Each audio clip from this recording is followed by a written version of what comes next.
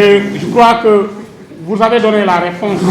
En réalité, nous sommes tous conscients de la crise de valeur qui sévit dans notre pays. Et nous avons, au niveau de R313, fait le constat malheureux qu'il y a un incivisme béant, il y a effectivement une promotion de la médiocrité, il y a pas mal de problèmes dans ce pays qui trouvent leur solution dans la promotion de valeurs. Et c'est pourquoi, justement, parmi les 6 thématiques qui sont dans le pacte, nous poussons le futur président à prendre des engagements dans une thématique relative à la réhabilitation de la société sénégalaise, au civisme, comme vous dites, à l'éducation. C'est un package. Mais le package, en fait, n'a qu'un seul objectif. C'est repartir à zéro, sur des bases positives, de travail, de concorde, de patriotisme, de civisme, d'humanité. C'est un peu cela, et il faut bâtir cela, il faut déconstruire pour reconstruire. Donc il y a une construction sociétale qui est plus ou moins ou négativement appréciée, et il s'agira justement, après observation, nous tous au Sénégal, nous l'avons constaté. Nous avons constaté qu'il y a des problèmes. Donc il s'agira donc de déconstruire pour reconstruire. Maintenant, qu'allons-nous faire? Nous allons faire le plaidoyer. Parce que ces actions-là devront être menées par le futur président de la République. C'est à lui de nous dire, les candidats, c'est à eux de nous dire comment ils comptent s'y prendre pour nous proposer une société, pas nouvelle forcément, mais une société meilleure. Il s'agit, parce que tout ce qui est nouveau n'est pas meilleur. Donc nous attendons des candidats qu'ils nous parlent de ces thématiques-là. Comment ils comptent lutter contre la corruption? Comment ils comptent, à travers l'éducation, à travers le cadre juridique, à travers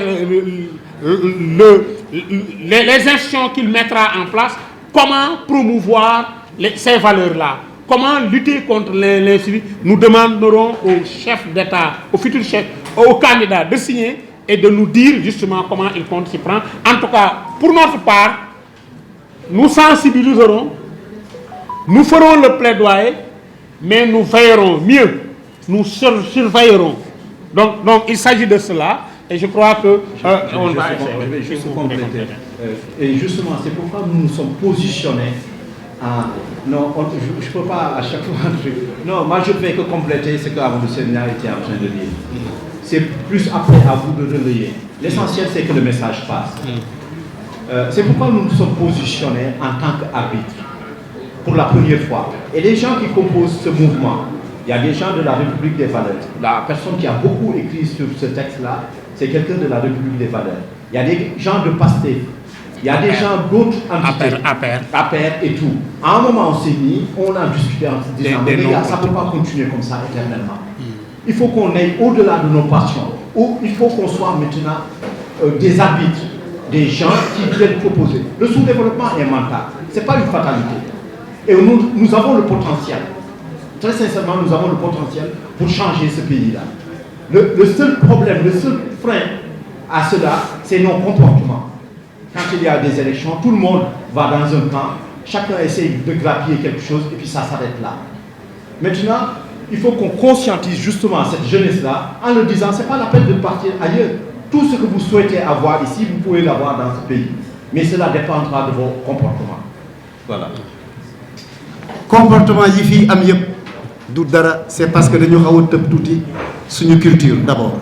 Premièrement suñu culture, parce que am nañu ay tradition yu baax yoo xam ne amoon na fi mais nit ñi dañ ko teg de côté faale wuñ ko. Beneen bi, ne soyez pas surpris parce que boo demee ci école yi pour retenir l'élève à l'intérieur de l'école, il faut que conditions yi nekk à l'intérieur de l'école.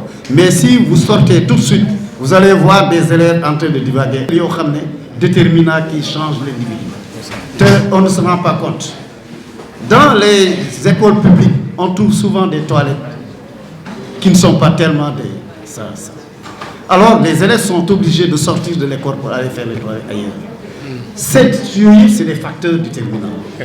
Et en plus de cela, les lignes dans le train, le train, j'ai trouvé des enfants qui sont assis. J'étais debout. Mais ils ne se gênent pas. Je suis train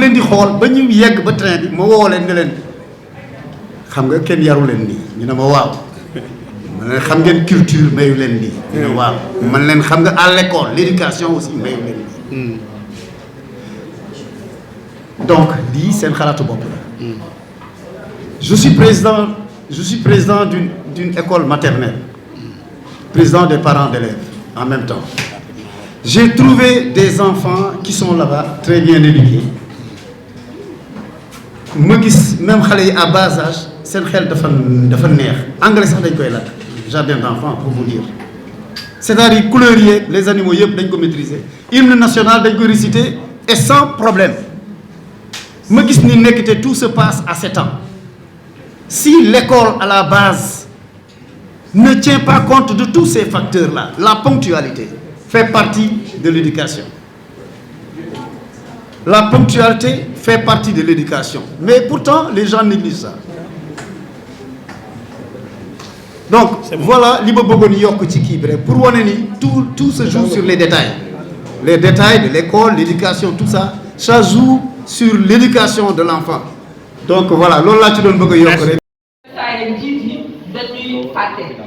dañuy duñu bàyyi xel da ngay dem si yenn consulat yi liñ lay teeroo foofu soo demee consulat bi nga xamante ne mooy si dëkk Sénégal bi ñu la teeroo foofu comme il faut loolu yëpp foog naa ne si pàcc bi dinañ ko si dugalaale ba nga xamante ne futur président bi nga xam ne moo war a jiite Sénégal su ñëwee jël ñu parce que ñun dëgg la dañu dem mais dem nañ ne teewul ay Sénégalais nañ teew foog naa ne dañu war a jël à part entière xam ne ne si dëkk bi nañ bokk jël suñuy ñaxtu parce que dafa metti bàyyi sa lépp nekk ci àll bi ba pare xamu na ko taxawul dafa metti donc foofu laa yem pour mu bañ a gudd maa ngi leen di jaajëfee yéen ñëpp